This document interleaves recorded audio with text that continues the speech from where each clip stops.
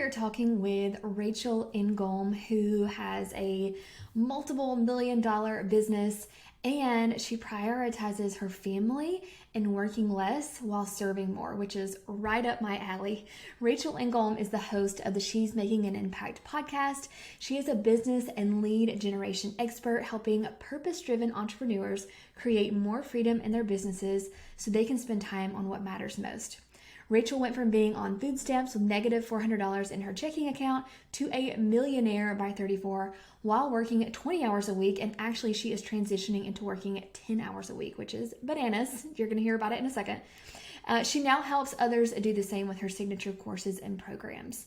Rachel has lived in Kenya and Senegal, got married in Morocco, and spent 2 years in France. You can learn more about Rachel by visiting rachelngom.com.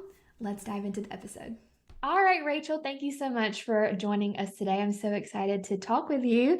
Tell us a little bit about yourself, who you are, what you do. Yeah, well, thanks so much for having me, Lindsay. I'm Rachel Ngom.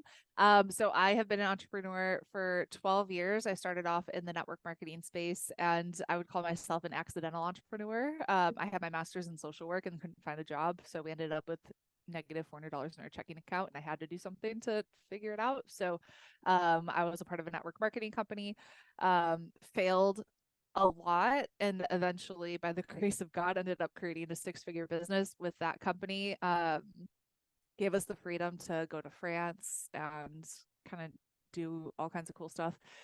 That company restructured, my income was cut in half, and that's when I figured I needed to do something else, and we need to have multiple income streams coming in because nothing is promised for tomorrow. And I think COVID taught a lot of us that lesson.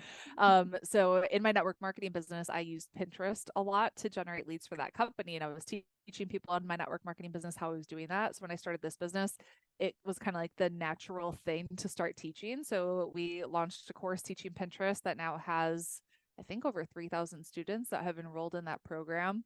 And then we launched coaching and retreats. You came to our retreat in France, which was so much fun.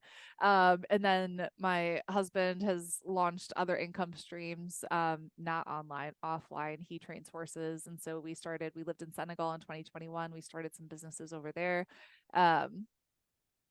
Yeah, and two babies. That's me in a nutshell. All the things. All the things. Yeah. I love it. Yeah. And Rachel is actually my business coach for this year. So I am working with her in like a group coaching program, and she really does walk the walk, which is why I wanted her on the show. So thank you so much. It's been awesome getting to work with you. Yeah. So I wanted Rachel to come on and talk about her 10-hour work week, which is the dream, right? For all of us mamas who have an online business. And so I wanted her to tell us a little bit about like how that even happened. So you're working 10 hours a week. What Yeah. prompted you to start that, first of all? So back when I was in my network marketing business, I had zero boundaries and I was working 24/7, and I burnt out. Like I got sick every single month where I was getting like strep throat, the flu, something like really bad, and it would just knock me out for a week at a time. And I felt like such a bad mom because TJ was one at the time and he just wanted to run out and play, and I like could not go out and chase him. And so I remember like having to pin him into his little like toddler prison with the baby gate and the couch. And I was just laying on the couch, like, mom's sick again. Sorry, dude. Here you go, watch some TV. And so the lack of boundaries and no systems and processes really, and no leadership, left me struggling. And so when I started this business, I was like, I have to set things up differently. I have to do things differently. As my kids have grown up, my TJ's now 10, Gabrielle's 3, of man, like if I am not intentional, I'm going to miss it. And I do not want them thinking all mom did was work. And Mm. so my goal is to always put them first. So it was a 20-hour work week of they would go to school, and then I would work when they were at school, and then I would take Fridays off. And so that would be kind of like my fun Friday, and I'd go and get like a massage or whatever it is that I want to do. Recently though, God has been really throwing some surprises my way that I never saw coming. I'm actually going back to school in next week, which is crazy. Time just flies. So next week I'm going back to school, and looking at my school schedule, I'm going to be in school Tuesday, Wednesday, Thursday, Friday from 8 to 1. And so as I look at what that requirement's going to be, I get to be creative with my time. Of I literally will have from 1 to 3 Tuesday, Wednesday, Thursday, Friday, and then on Monday that I can work. And so my fun Fridays are gone, but that's okay. I'll get massages some other time. Yeah. Just for a season, right? Yeah, it's for a season. I'll survive. Yes. I feel like so many other moms that started an online business or any business can relate to that because and even if you are a stay-at-home mom or you work full time, I hear this all the time. Like I quit my 9 to 5 to work 24/7. Uh-huh. Because when you're new, you feel like you have to hustle and you feel like you have to do all the things. And then Yeah. so many people get burnt out because they don't set up the systems in the Yeah. beginning. So I'm glad you said that because I feel like so many people are like, that's exactly where I am right now. Um, Yes. okay. So you're going to start this 10-hour work week. And I know it doesn't technically start until next week, but do you kind of have a plan for what you're going to do each day? Like what exactly does that look like? Yeah. So we're just having to be so intentional. And we've looked at everything within our business and one of the core strategies that you can look at is the Pareto principle. And so 80% of your results are going to come from 20% of your effort. 80% of your revenue comes from 20% of your clients. And so we have just examined everything within our business and we're looking at, all right, what's that top 20% that I get to focus my time on? And then what are the things that we can just get rid of that aren't producing the ROI that we're looking for? And Mm-hmm. so we're just going to double down on our podcast. Like that has really started to take off and we're seeing a lot of traction there. So we're like, all right, our focus is the podcast and our email list.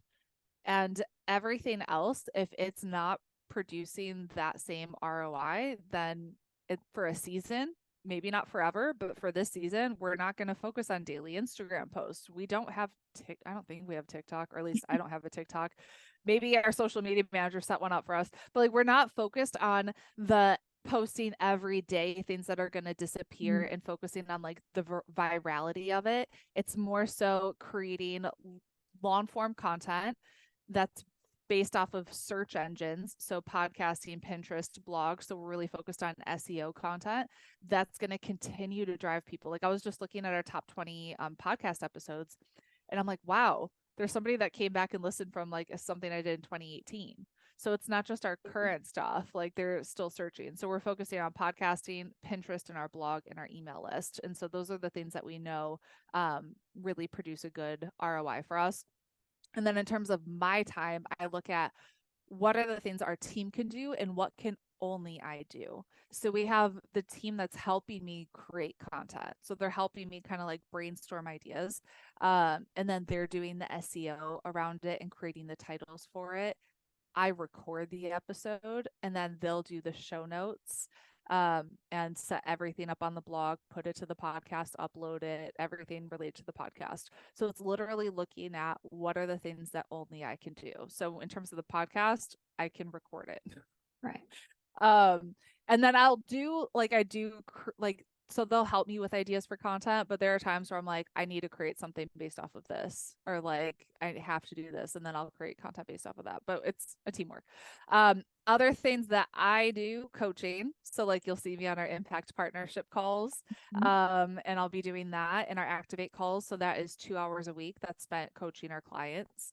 The podcast we're batching and I'm doing them just on Zoom. And so I'm not doing them live. And so every other week, I have an hour of my time set aside to record 2 podcast episodes. Mm-hmm.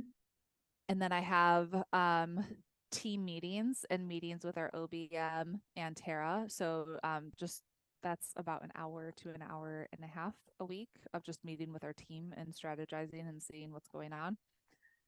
And then I do have 1 hour a month set aside for podcast interviews.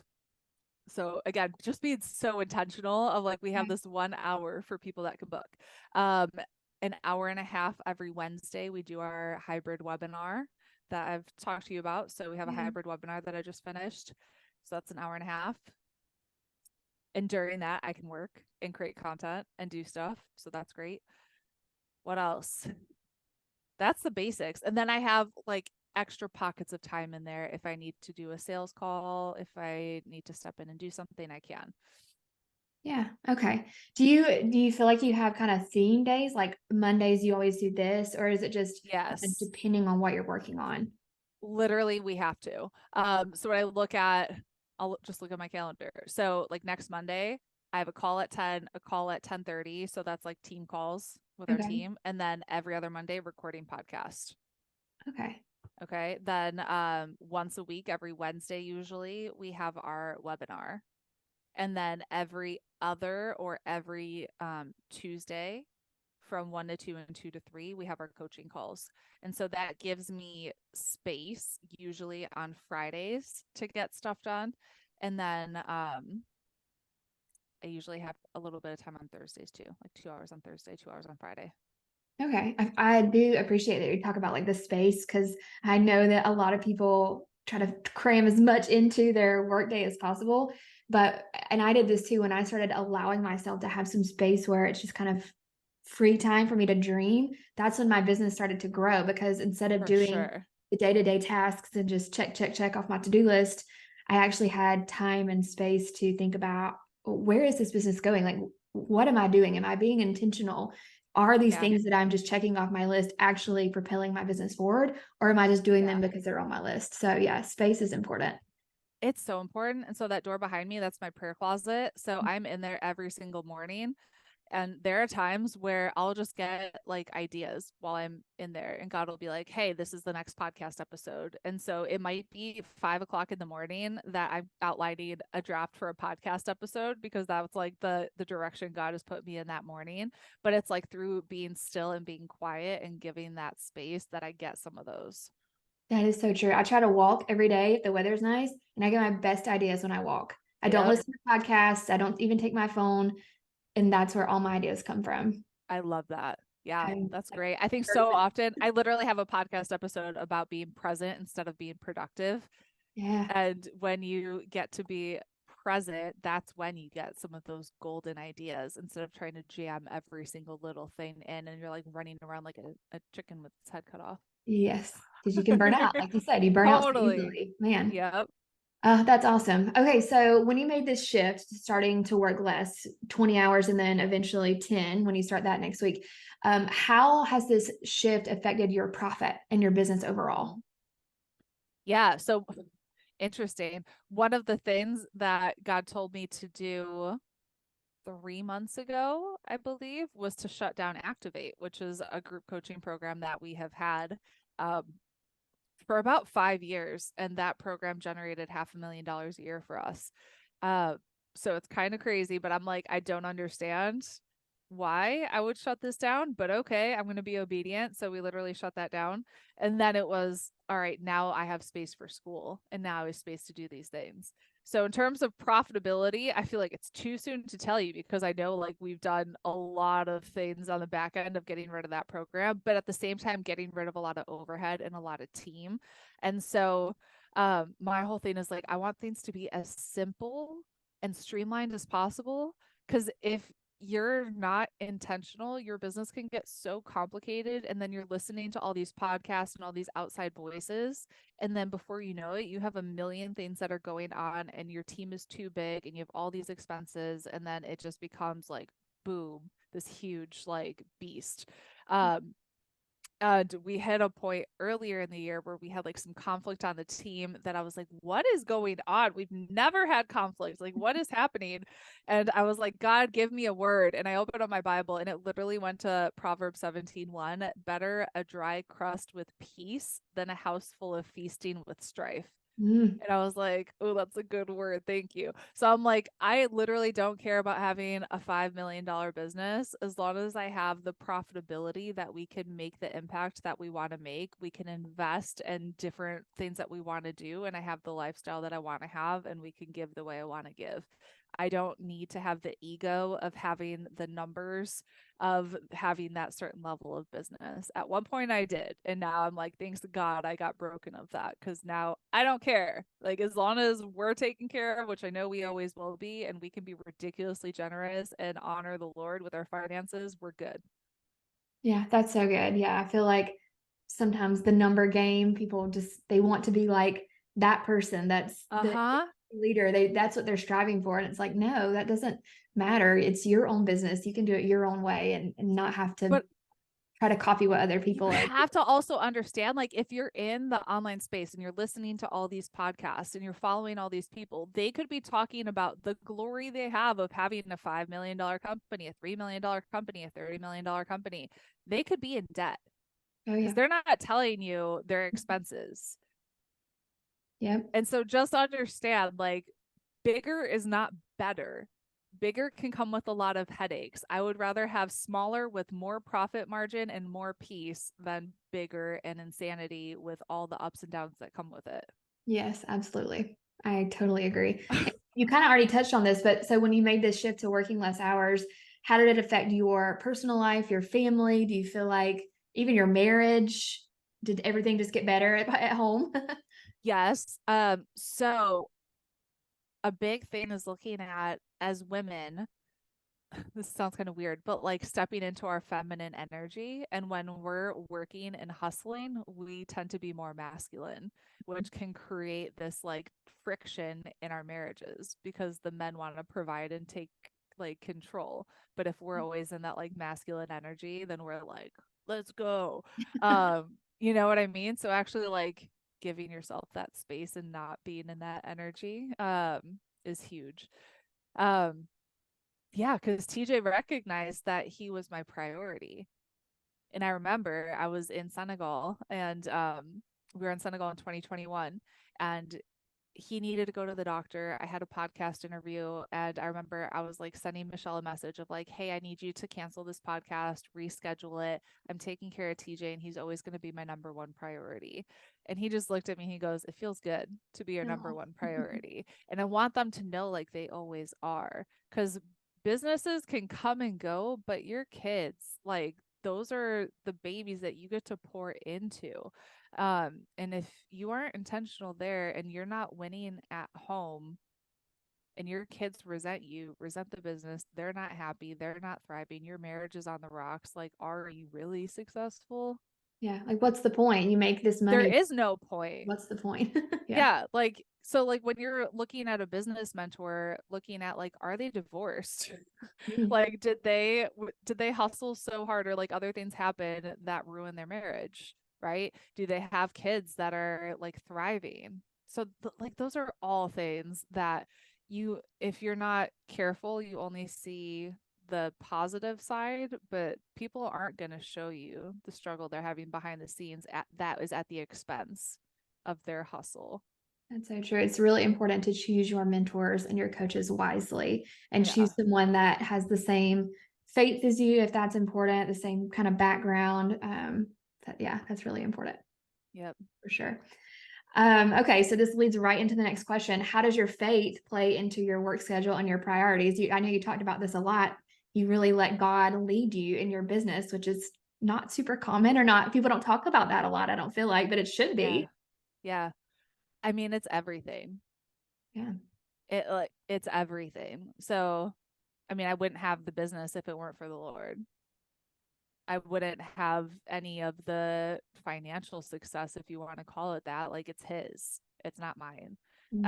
Um, all the ideas, the everything, like it's come from him. So it really has been a matter of like partnering with the Lord to come up with the business ideas, and not being so dependent on outside people giving me a strategy. Because I find like my best strategies come from just being in worship and being silent and being still, and God will be like, you should do this. And I'll be like, okay. And a lot of times it doesn't like it might not make sense. So like getting rid of Activate literally did not make logical or financial sense. But it's one of those things of just being obedient and trusting that you'll always be taken care of. But yeah, it's literally been everything. Yeah, that's awesome. Our preacher has been talking about stewardship, and it's got me thinking a lot about, like this business really isn't mine. God has entrusted it to me. Yes. And how am I going to be a good steward of the resources and the money that He has entrusted me for this time? And who knows how Yeah. long that's going to be? It could go away tomorrow. And if Literally. I'm not, trusting in Him and listening and trying to find his will and not my will, um, it's going to be hard to be successful and do things the way that he wants to do. So Exactly. I feel like I know for me, I had a big issue with like pride and ego. And God is like, you need to lay that down. Like, this hard is not your business. This is my business. I'm the one that has created it. You're just like a little partner in here that's like stepping in to be that role. Um, but yeah, I think and I literally created a podcast around this that's going to be going out in a couple of weeks on the toxic personal development industry of how we're so focused on setting these goals for our own glory and our own gain, as opposed to partnering and like letting God lead your business and having it all be for His glory. And then again, like what you said with stewardship, like it's not just the finances, it's being a good steward of your podcast audience, of your email list, of your clients, like every single step of it. Um, yeah, makes a big difference.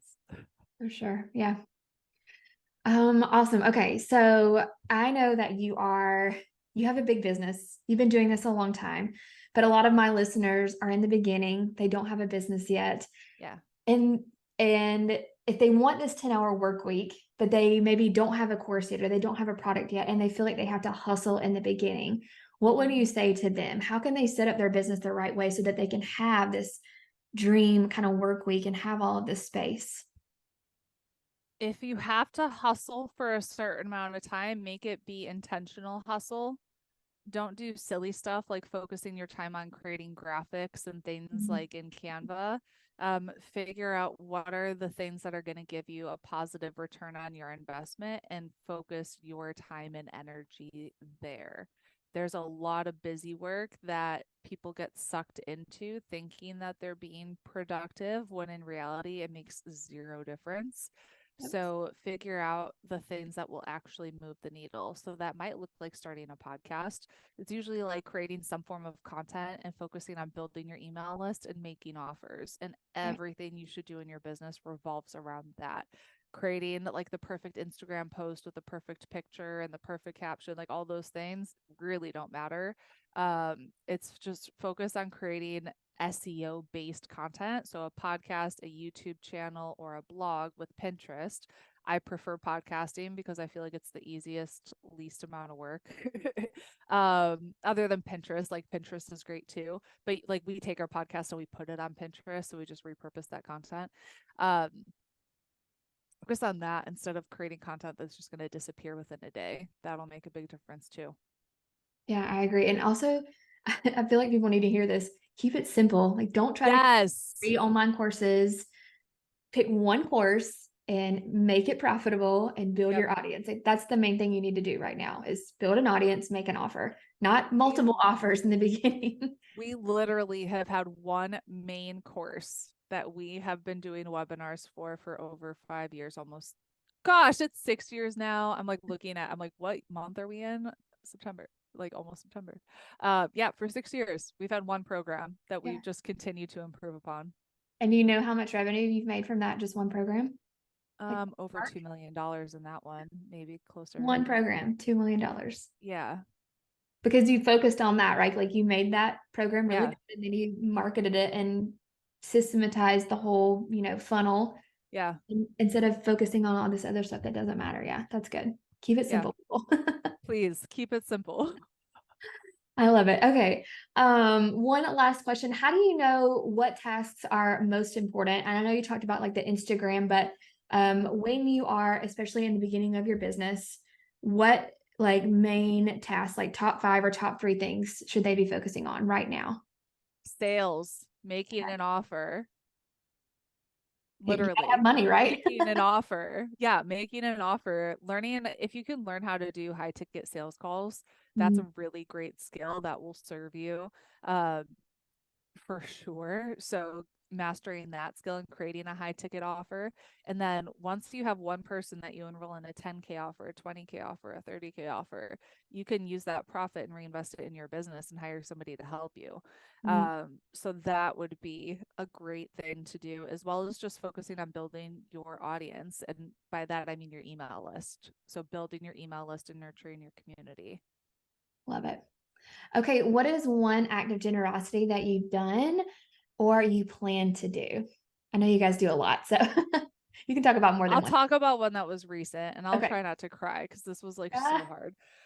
Um, I dropped Gabrielle off at French school and there's a lot of homeless people in Orlando. And so I literally just like load the car with water bottles and like fruit because I know I'm going to run into somebody. And so this was 2 weeks ago. I was driving down the road and I saw this woman that she was sitting in, like, it's not a back road, it's like a pretty decent sized road.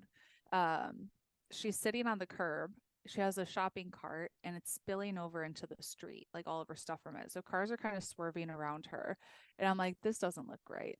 Um, so I park the car, I go up to her and I just kind of say, "Hey, how's it going?" And I ask if I can sit down next to her and start talking to her. And as I start talking to her, I realize she's not completely there mentally and she's not wearing anything on her bottom, mm, literally completely naked.